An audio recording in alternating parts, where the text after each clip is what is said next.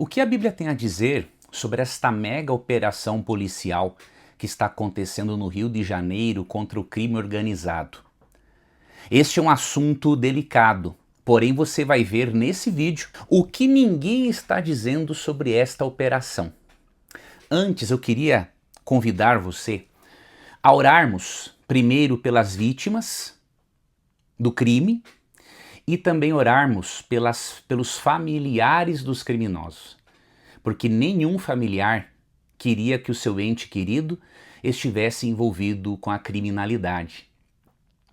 Certamente, este familiar preferiria que essa pessoa se arrependesse, parasse de praticar os seus crimes, mas, apesar disso, Deus respeita a escolha de cada pessoa e Ele permite que cada pessoa colhe os resultados daquilo que plantou. Mas nesse vídeo eu quero apresentar para você, pelo menos, 6 verdades bíblicas sobre este tipo de conflito e que envolvem também o trabalho do policial e verdades, obviamente, sobre o crime. Eu peço que você faça uma coisa nesse vídeo, que você deixe de lado as suas preferências políticas para que você possa avaliar os dados bíblicos com precisão, a fim de que conheça a opinião de Deus sobre o assunto. Este não é um vídeo político. Este é um vídeo que aborda esse assunto da perspectiva de uma disciplina da teologia conhecida como ética cristã. Então, separe, deixe de lado no momento a sua preferência política, não importa qual seja, e avalie os dados bíblicos. Tudo bem? Vamos lá para 6 verdades bíblicas sobre esse tipo de mega operação, sobre o trabalho policial e sobre a criminalidade. A primeira verdade bíblica: para a Bíblia, só quem é criminoso deve ter medo da polícia. Vou ler aqui para você um primeiro texto, e leremos vários aqui nesse vídeo, porque eu quero dar uma fundamentação bíblica para você poder formar a sua opinião à luz do texto bíblico. Aqui em Romanos 13, 1 a 4, eu vou ler para você. Eu vou usar hoje a Nova Almeida atualizada como tradução. Que todos estejam sujeitos às autoridades superiores, porque não há autoridade que não proceda de Deus, e as autoridades que existem foram por ele instituídas. Assim, aquele que se opõe à autoridade resiste à ordenação de Deus. Então, quando um criminoso resiste à autoridade, ele está resistindo à ordenação de Deus. Olha que curioso. E os que resistem trarão sobre si mesmos condenação. Porque os magistrados não são para temor quando se faz o bem, e sim quando se faz o mal. Você quer viver sem medo da autoridade? Faça o bem e você terá o louvor dela. E aí, verso 4. Pois a autoridade é ministro de Deus para o seu bem. Mas se você fizer o mal, então tenha medo. Porque não é sem motivo que a autoridade traz a espada, pois é ministro de Deus, vingador, para castigar quem pratica o mal. Claramente nesse texto é dito que só deve ter medo de uma autoridade, de um policial, quem é bandido ou quem é criminoso. E que quando esta pessoa reage contra, ela está reagindo contra um instrumento de Deus neste mundo pós-pecado. Então esse é o primeiro texto, esta é a primeira verdade bíblica sobre o assunto. Segunda verdade bíblica: para Deus e para a Bíblia, o trabalho do Estado e consequentemente do policial é muito importante. Eu sei, querido amigo, que há policiais corruptos, assim como há pessoas corruptas em qualquer outra profissão. Antes de eu comentar a respeito, porque aqui eu quero ser muito bíblico e transparente, deixa eu mostrar para você alguns textos que mostram que, apesar de existirem alguns que não são competentes no que fazem, não podemos julgar o todo pela parte. Tudo bem? Vamos ao que a Bíblia diz. Eu vou ler aqui especialmente 3 textos para você. Vamos começar aqui por um do Antigo Testamento que se encontra em Neemias, capítulo 13, verso 19. Quando os portões de Jerusalém começavam a projetar a sua sombra antes do sábado, ordenei que fossem fechados e determinei que não fossem abertos, a não ser depois do sábado. Coloquei alguns dos meus servos junto aos portões para que nenhuma carga entrasse no dia de sábado. Esses servos que Neemias colocou nas portas da cidade para que não entrassem no sábado e comercializassem no dia do Senhor eram soldados, eram guardas. Então você percebe, o trabalho de um guarda foi utilizado pelo profeta Neemias para manter a ordem da sociedade de Israel. Então esse é o primeiro texto. Um outro texto importante que encontramos está em Lucas 3,14. E aqui eu já respondo a uma pergunta que me é enviada com certa frequência. Se um cristão pode ser policial. O texto bíblico de Lucas 3,14 não deixa dúvida alguma sobre esse assunto, por mais que alguns queiram distorcê-lo para dizer que o texto não diz o que ele diz, né? Diz assim: também soldados lhe perguntaram a João Batista, o profeta, e nós o que devemos fazer? Esta pergunta que os soldados romanos fizeram a João Batista é fundamental, porque aqui, se para eles seguirem a Jesus, seguirem a verdade, eles tivessem de abandonar a profissão deles, com certeza João Batista teria dito, porque João Batista não tinha medo de dizer a verdade, tanto que perdeu a cabeça por isso. Mas o que João disse para esses soldados romanos? Não sejam prepotentes, não façam denúncias falsas e contentem-se com o salário que vocês recebem. Olha que interessante. João Batista afirmou que a profissão é lícita, que a profissão faz parte dos planos de Deus para um mundo pós-pecado. Então João Batista não é contra o trabalho policial. Ele ensina o policial a exercer a sua profissão de forma honesta.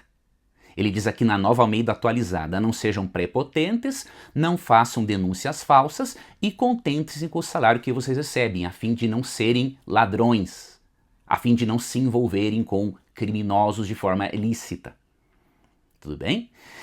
E outro texto que eu quero ler aqui para você está em 1 Pedro 2, 13 a 17, tá? 1 Pedro 2, 13 a 17. Diz o texto: por causa do Senhor, estejam sujeitos a toda a instituição humana, quer seja o rei, como soberano, quer seja as autoridades, como enviadas por ele, tanto para castigo dos malfeitores, como para louvor dos que praticam. Veja, a função de reformar alguém não pertence ao policial. O policial pode sim dar bons conselhos e deve, se tiver a oportunidade, falar de Jesus Cristo, mas a função é castigar o malfeitor, de acordo com o texto bíblico, tá? Óbvio, de forma justa, dentro do devido processo legal e de acordo, obviamente, com a circunstância. Não é? Se um policial é recebido a tiros, não tem como ele receber tiros e esperar um devido processo sem se defender. Não tem lógica, isso é uma coisa absurda, tá? Mas, segue o texto, verso 15. Porque assim é a vontade de Deus, que pela prática do bem você silencia a ignorância dos insensatos. Como pessoas livres que são, não usem a liberdade como desculpa para fazer o mal. Pelo contrário, vivam como servos de Deus. Tratem todos com honra. Amem os irmãos na fé, temam a Deus e honrem o rei. Esses textos nos mostram certas verdades. Mesmo que existam, obviamente, abusos por parte de alguns profissionais, Pedro nos ensinou a respeitarmos as autoridades. E há uma exceção, em que nós não devemos respeitar nenhuma autoridade. Atos 5:29. Quando uma autoridade pede para irmos contra a palavra de Deus, Pedro diz em Atos 5:29, antes importa obedecer a Deus do que aos homens. Veja, você pode não concordar com tudo o que o pensador inglês Thomas Hobbes, nascido no século XVI, escreveu sobre a importância do Estado em nosso mundo pecaminoso. Mas eu vou deixar aqui uma citação dele, que eu creio ser muito interessante para a sua análise, por ele ser, obviamente, uma pessoa temente a Deus, mesmo que não concordemos com tudo que ele diz, né?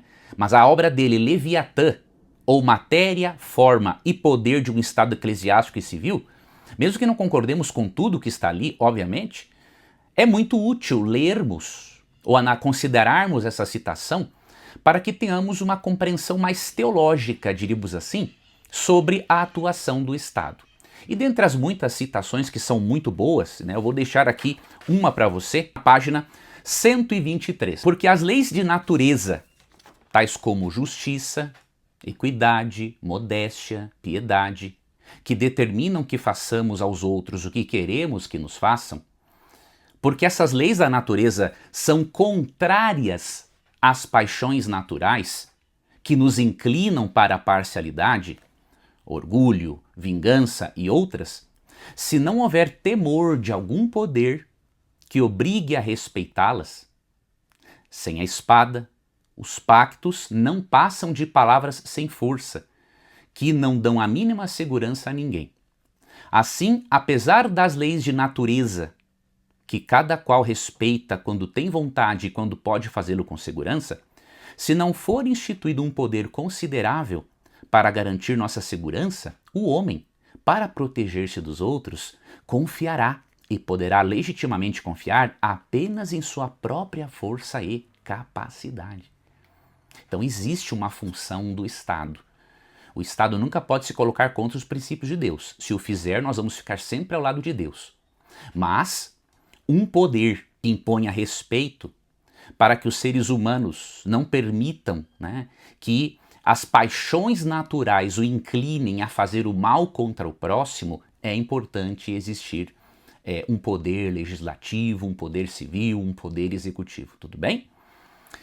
Terceira verdade sobre essa ação no Rio de Janeiro, sobre o trabalho policial e sobre a criminalidade.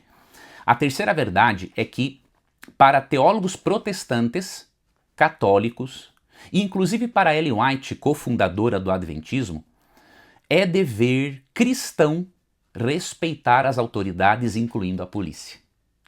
Eu decidi pegar aqui algumas citações, tá bom?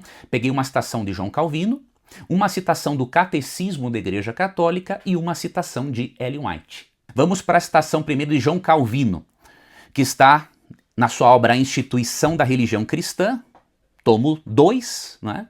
Páginas 883 e 884. Vemos, pois, que os magistrados são constituídos como tutores e mantenedores da tranquilidade, da ordem, da moralidade e da paz pública, Romanos 13:3, e que devem ocupar-se do bem-estar e da paz comum.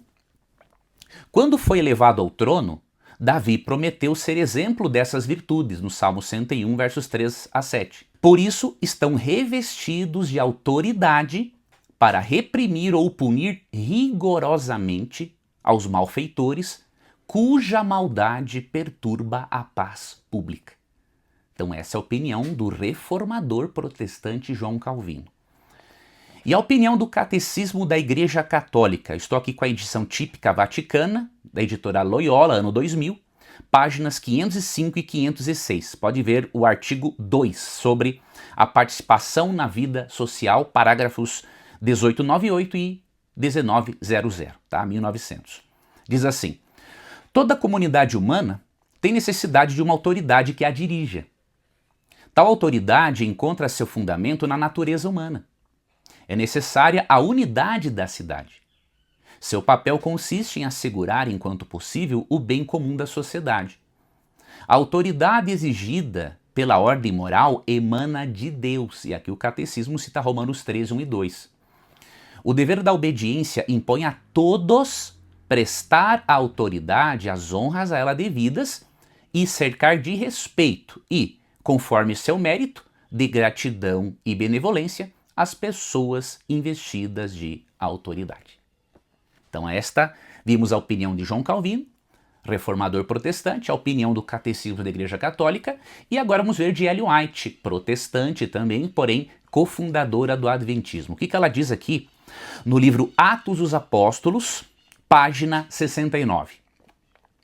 Cumpre-nos reconhecer o governo humano como uma instituição designada por Deus e ensinar a obediência a ele como um dever sagrado dentro da legítima esfera. Então veja, há ressalvas, né? Se Deus é deixado de lado pelo Estado, nós ficamos ao lado de Deus, né? Mas quando suas exigências se chocam com as indicações de Deus, temos que obedecer a Deus, em preferência aos homens. A palavra de Deus precisa ser reconhecida como estando acima de toda a legislação humana. Um assim diz o Senhor não deve ser posto à margem por um assim diz a igreja ou um assim diz o Estado. A coroa de Cristo tem de ser erguida acima dos diademas de autoridades terrestres. Então essas opiniões de Calvino, do Catecismo da Igreja Católica e de Ellen White, cofundadora do Adventismo, são opiniões equilibradas por terem como base a Bíblia e a realidade. Vamos para a quarta verdade sobre esta mega operação policial e sobre a criminalidade? A quarta verdade, essa aqui é uma das mais importantes do vídeo e você não pode deixar de prestar atenção nos textos que eu vou repartir com você agora. A quarta verdade é a seguinte: para a Bíblia, mesmo Deus perdoando qualquer pecado ou crime, ele requer a punição do mal. Uma coisa não contradiz a outra no texto bíblico. Por exemplo, no mesmo texto bíblico você aprende sobre amor e sobre justiça. Na mesma Bíblia você aprende que vai haver um céu e que vai haver um lago de fogo. Na mesma Bíblia você aprende que os justos terão vida eterna e que os maus sofrerão uma pena capital massiva na volta de Jesus e depois do milênio no lago de fogo. Na mesma Bíblia você vê em Apocalipse 6,17 que o Cordeiro Jesus se ira, assim como Deus Pai no Antigo Testamento, porque de acordo com Jesus, ele e o Pai são um, em João 10,30 e em João 14,8 e 9. Então não dá para você quebrar este elo entre o Pai e o Filho, pois do contrário você não entenderá a Bíblia, não entenderá o caráter de Deus, não entenderá o caráter de Jesus Cristo. Então mesmo que o mal só deixe de existir após a segunda vinda de Cristo, né, de acordo com Apocalipse 21,4, a Bíblia diz que o mal deve ser refreado através de punições proporcionais ao crime. Tá bom? Vou aqui apresentar alguns textos bíblicos para você. Porém, antes desses textos, deixa eu fazer aqui uma observação fundamental. A vingança Deus colocou na mão do Estado, não na mão do civil. Grava isso aqui, ó. Romanos 12,17, Paulo diz que o cristão, que o civil, não deve pagar o mal com o mal. Já em Romanos 13, 1 a 4, Paulo diz que o Estado é a espada de Deus para castigar ou vingar o mal. Então são duas coisas diferentes, tá? O civil tem uma função e o Estado tem outra. Então ambas não se contradizem. É só você ver que Romanos 12,17 fala da pessoa civil e Romanos 13, 1 a 4, 1 a 7 fala do Estado propriamente dito, da autoridade constituída para isso.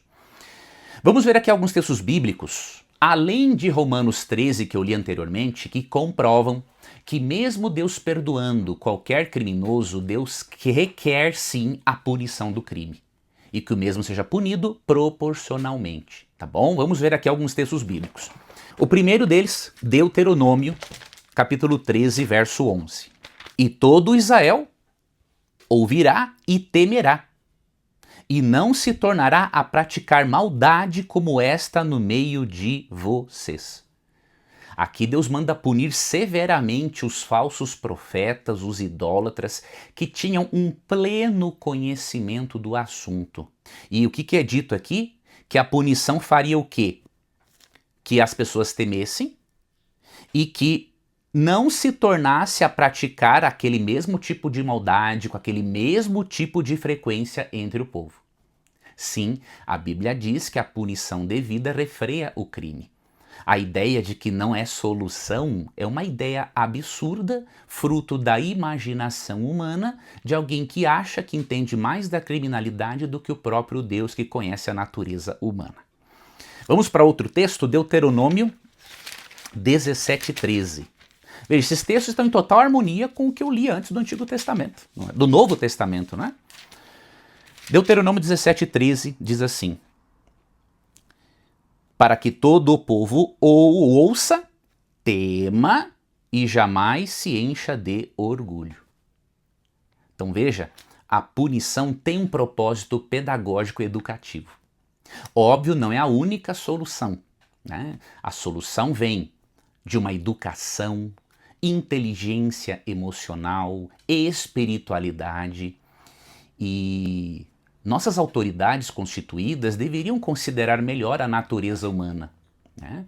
Não estou dizendo que tem que empurrar religião na vida de ninguém, não é isso. Mas seria interessante que as escolas dessem noções básicas das religiões mundiais, para que as pessoas entendessem as religiões e não formassem preconceito contra aqueles que pensam diferente. E seria muito importante que o Ministério da Educação e Cultura colocasse como disciplina obrigatória aulas de inteligência emocional. O sistema educacional como está, ele não contribui quase nada para a formação de bons cidadãos capazes de gerenciarem a si mesmos e de amarem ao próximo. Então, a educação correta é muito importante. Porém, de acordo com o texto bíblico, né, a punição proporcional ao crime também é importante para que as pessoas vejam que toda ação há o quê? Uma reação. Que todo resultado, que toda decisão possui consequências. Tá? Isso está na Bíblia. Veja, a natureza humana pecaminosa é a mesma nos dias do Novo e do Antigo Testamento. Então as soluções de Deus para isso são as mesmas no Antigo e no Novo Testamento. Até porque a mesma graça que Deus disponibiliza no Novo Testamento, ele disponibiliza no Antigo. Porque a base da salvação era o sangue do Cordeiro, não eram as obras. Outro detalhe, o mesmo Cordeiro Jesus, que tira o pecado do mundo, era o Deus que apareceu para Abraão em Gênesis 18 e destruiu Sodoma e Gomorra. Então, não quebre este elo entre Antigo e Novo Testamento, entre Jesus e o Pai, porque senão você não vai entender devidamente o texto bíblico, tá? Vamos para mais dois textos que mostram a importância de, mesmo Deus perdoando o criminoso, que a justiça seja feita, que a criminalidade, obviamente, seja punida proporcionalmente ao crime, tá? Vamos aqui agora para Eclesiastes 8:11. Esse aqui é um dos textos mais importantes. Tanto que eu usei esse texto no Reel que eu gravei para o Instagram. Até o momento em que eu gravei esse vídeo, em 12 horas mais ou menos, de Reel já tinha mais de 300 mil visualizações. Olha o que diz Eclesiastes 8:11, ó. E esse texto é muito importante. Diz assim, ó: como não se executa logo a sentença contra uma obra má, ou seja, quando o Estado é moroso em executar a sentença, quando o Estado é corrupto ao ponto de soltar criminosos que não deveriam ser soltos, o coração humano está inteiramente disposto a praticar o mal. Esta é uma verdade bíblica milenar e que condiz com a natureza humana e com a realidade da vida. Os dados mostram que o texto bíblico está correto. Quanto mais se demora para executar uma sentença, mais o coração humano fica disposto a praticar o mal. Isso está em Eclesiastes 8:11. E um outro texto que eu quero ler para você, eu finalizo esse tópico, vamos para a parte final do vídeo, é Isaías 26, verso 10. Ainda que se mostre favor ao ímpio, nem por isso ele aprende a justiça. Até na terra da retidão ele comete a iniquidade e não vê a majestade do Senhor. Esse texto aqui é muito forte. Deus quer que todos os homens cheguem ao arrependimento, diz 1 Timóteo 2,4. Ezequiel 33:11 diz que Deus não tem prazer na morte do ímpio, mas o prazer de Deus é que ele se converta e viva. Porém, há casos sem volta, de acordo com Isaías 26:10. Tanto que a Bíblia diz que certas pessoas cometerão o pecado imperdoável contra o Espírito Santo. Então o que o texto sagrado diz em Isaías 26:10? Ainda que se mostre favor ao ímpio, nem por isso ele aprende a justiça. Até na terra da retidão ele comete a iniquidade e não vê a majestade do Senhor. É a realidade. Lógico, nós não temos como avaliar quem chegou a esse nível de endurecimento. Então nós temos que levar o evangelho para todos. Eu já tive a oportunidade de dar estudos bíblicos em presídios. Num presídio da minha cidade natal, eu dava estudos bíblicos todo sábado durante 6 a 7 meses naquele trabalho. Então eu conheço bem de perto esta realidade e te garanto que há muitos filhos de Deus que se arrependem, mas há outros que infelizmente decidiram-se pelo poder das trevas e que vão continuar cometendo seus crimes. Essa é a realidade. Nós precisamos sim levar o evangelho, mas ao mesmo tempo deixar que Deus use o Estado para punir cada um de forma, obviamente, proporcional, tá? Então, se as Escrituras dizem que a punição funciona para colocar um freio no mal, quem é o ser humano para saber melhor do que Deus como se deve lidar com o crime? Quem é o ser humano, não é? Veja, como eu falei antes, educação e punição do mal se constituem numa das bases de uma sociedade saudável. Porém, a ausência de um desses itens, como por exemplo a ausência da devida punição, incentiva a ignorância e o mal. E, de acordo com Eclesiastes 8:11, grave isso aqui, ó, a verdade de Eclesiastes 8:11 é a seguinte: impunidade aumenta a maldade. Escreve aqui nos comentários: impunidade aumenta a maldade. Isso está em Eclesiastes 8:11. E eu fico com o texto bíblico. E aí eu quero que você me responda uma outra coisa aqui nos comentários. Quem tem mais razão? A Bíblia ou ideólogos pecadores? Eu quero ler a sua opinião aqui nos comentários. E aí você vai escrever: quem tem mais razão sobre a forma de lidar com a criminalidade? A Bíblia ou ideólogos pecadores? Escreve aqui nos comentários que eu quero ler a sua participação, tá? Quinta verdade sobre esta mega operação que está acontecendo. A ciência, para a ciência, isso aqui é uma outra verdade, além do que está na Bíblia, tá? Mas ela é importante. Para a ciência, a rejeição à autoridade é sinal de desordem psicológica. Você sabia disso? Existe um psiquiatra, Dr. Lyle Rossiger, que escreveu um livro muito interessante sobre a mente revolucionária, sobre aquelas pessoas que se opõem a qualquer autoridade.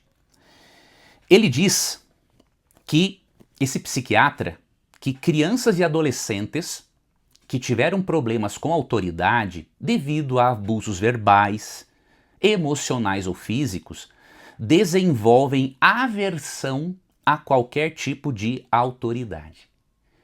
Então essa pessoa acaba generalizando, como se todas as autoridades fossem a mesma coisa, como se todas as pessoas fossem iguais. Por causa desta desordem psicológica, a pessoa acaba julgando todo pela parte. Como que resolve isso? Primeiro, através de um estudo da Bíblia e através da aceitação daquilo que a Bíblia ensina sobre o papel da autoridade. Além disso, oração, para que Deus ajude a pessoa a sair desta crença limitante. E terceiro, tratamento psicoterápico. Tá bom? Tratamento psicoterápico é fundamental a fim de que a pessoa ressignifique esse trauma que teve para com aquela autoridade, a fim de que isso traga para a pessoa conforto, cura e ela siga adiante. E uma sexta verdade, queridos, sobre isso que está acontecendo no Rio de Janeiro é a seguinte: por trás dos conflitos humanos existe um conflito espiritual. Você precisa ter isto aqui em mente. E eu vou deixar aqui para você um texto que está em Efésios, capítulo 6, versículo 12. Por trás desta realidade humana existe uma realidade muito mais forte, superior, para a qual devemos atentar. E diz o texto o seguinte: porque a nossa luta não é contra o sangue e a carne, ou seja, contra seres humanos, mas contra os principados e as potestades, contra os dominadores deste mundo tenebroso, contra as forças espirituais do mal nas regiões celestiais. Ou seja, esses seres vieram das regiões celestiais e hoje estão aqui no planeta Terra, como diz Apocalipse 12, 7 a 12. Veja, é óbvio que Satanás usa agentes humanos. E quando lutamos contra Satanás, acabamos indo contra os agentes humanos. Isso é evidente. Só que a nossa principal luta, ou seja, a realidade maior, se encontra no mundo espiritual. Existe um conflito cósmico entre Cristo e os seus anjos e Satanás e os seus anjos. E por trás de governos, de seres humanos, de civis, de algumas autoridades também, há poderes, sejam demoníacos ou poderes do bem, por trás. Leia Daniel 10 quando você puder. Ali percebemos claramente um conflito, uma batalha entre o anjo Gabriel e o príncipe do rei da Pérsia e depois o príncipe do rei da Grécia. Não era Gabriel, um anjo poderoso, lutando contra dois seres humanos mortais. Ele estava lutando contra os demônios responsáveis por implementarem, influenciarem aqueles líderes naquele momento. Então, queridos, nós estamos numa batalha contra as forças do mal. Essas batalhas que ocorrem, essas guerras que acontecem no mundo, essas batalhas entre policiais e criminosos, tudo isso é reflexo de uma batalha muito mais severa que está por trás. Então você precisa ter uma compreensão da realidade espiritual e do quanto ela influencia a realidade humana. Por isso eu sugiro, estude a doutrina do conflito cósmico e estas coisas ficarão mais claras para você. Eu quero finalizar esse vídeo dando conselhos finais que você não pode ignorar. Conselhos finais que você não pode ignorar. Primeiro conselho, ore pelas vítimas e pelas famílias dos criminosos. Tá? Se você conhecer alguma dessas pessoas aí no Rio de Janeiro, eu lhe dou uma dica. Ofereça conforto e um estudo bíblico para uma dessas pessoas. Combinado? Segundo conselho, respeite todas as autoridades. Por mais que discordemos a nível ideológico, nós não devemos desrespeitar autoridades. Devemos sim combater pautas erradas defendidas por autoridades. Mas desrespeitarmos autoridades a nível pessoal não é correto, não é cristão, não é saudável. Terceiro conselho, trate seus traumas e se liberte da raiva contra a polícia, caso você seja uma dessas pessoas. Se um policial um dia, ou alguma outra autoridade, de repente o teu professor ou professora do primário, não sei, cometeu uma injustiça contra você, essa pessoa pagou ou vai pagar por isso, tá? Todavia, não generalize. Eu, ao longo da minha vida, estou com 46 anos. Ao longo dos meus 46 anos, eu me deparei somente com 2 policiais incompetentes. Porém, são apenas 2 em comparação com os muitos policiais que já me ajudaram. Então não é saudável você julgar o todo pela parte. Como eu falei antes, há policiais corruptos, assim como há médicos corruptos, há advogados corruptos, há pastores corruptos, há sacerdotes corruptos, há pessoas corruptas em todos os níveis e em todas as profissões.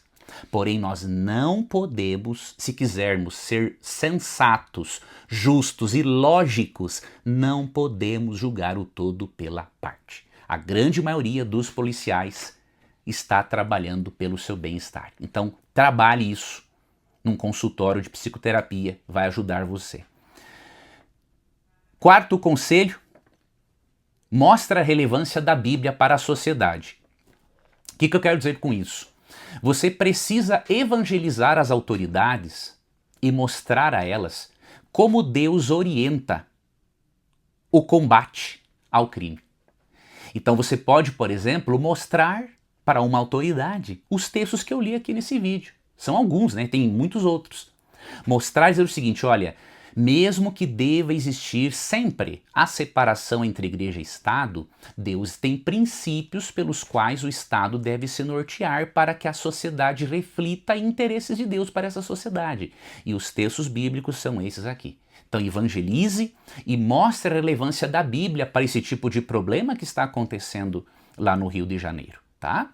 E por último, né, quinto conselho que eu te dou, e aí finalizamos o vídeo, coloque suas expectativas na volta de Jesus. Veja, neste mundo, você e eu devemos promover o evangelho, o amor e a justiça. Mas nós devemos ter a consciência de que o nosso mundo só terá cura quando Jesus Cristo voltar em glória e majestade. Portanto, leve amor, justiça, verdade. Não leve um evangelho sem justiça, porque senão a pessoa não reconhece a necessidade de se libertar da ira de Deus sobre o pecador, como diz Romanos 5,9. Leve o evangelho juntamente com a doutrina da justiça. Isso é claro, por exemplo, no evangelho eterno, pregado no contexto das 3 mensagens angélicas de Apocalipse 14, 6 a 12. Ali tem o evangelho eterno para a salvação e tem o lago de fogo para quem aceitar a marca da besta. Então, leve o evangelho juntamente com a doutrina do juízo final para as pessoas. Fale sobre a volta de Jesus e motive as pessoas, ensine as pessoas a amarem a volta de Jesus como Paulo, para que elas considerem a volta de Jesus assim como o apóstolo em Tito 2,13. Ele diz que a volta de Cristo é a nossa bendita esperança. Esse vai ser o momento em que todo o mal, toda a dor, todo o sofrimento deixará de existir para sempre. Então leve esta boa notícia para as pessoas. E para finalizar, eu peço que você compartilhe esse vídeo com mais pessoas, para que elas entendam o que a Bíblia tem a dizer sobre esta operação, esta mega operação que acontece no Rio de Janeiro. E se você deseja aprender cada vez mais sobre justiça com fé e tudo isso à luz do texto bíblico, eu peço que você se inscreva aqui no canal, porque será muito importante ter aqui a sua participação e será muito importante para que eu possa notificar você acerca de outros vídeos e conteúdos que eu tenho preparado. Vou aguardar a sua opinião aqui nos comentários, desejo que Deus te abençoe, que Deus te dê a paz e que Deus use você como um instrumento para levar o seu amor e a sua justiça.